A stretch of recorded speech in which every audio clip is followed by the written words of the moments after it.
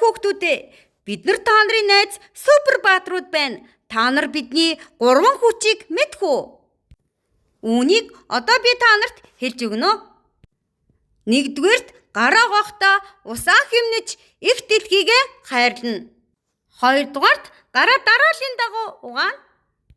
3-дугаарт гараа бохирдсон тохиолдолд угаах юм шүү. Одоо найзуудаа гар угаах дарааллаа сайн ажиглаарай.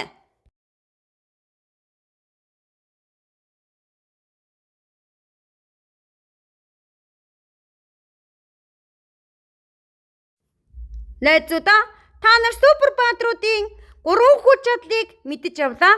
Одоо өөрсдийн ариун цэврийн хэрэгслээ хэрэгдэж сураарай.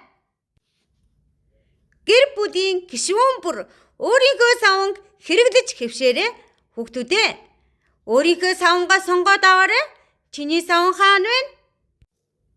Бас гэр бүлийн гишүүн бүр өөрийнхөө алчуурыг хэрэглэж хэвшээрэй. Найзаа, чи өөрийнхөө алчуурыг сонгож аваад зөөлхөн дарж арчаарай. Бусдын алчуурыг хэрэглэж болохгүй шүү. Мөн гэр бүлийн гишүүн бүрийн сайд тустай байхыг анхаараарай. Чиний сайд хаана вэ? Хоолойгоо зайлах аягч гэсэн гэр бүлийн гишүүн бүр тустай байх ёстой шүү. Чиний аяг хаана байна?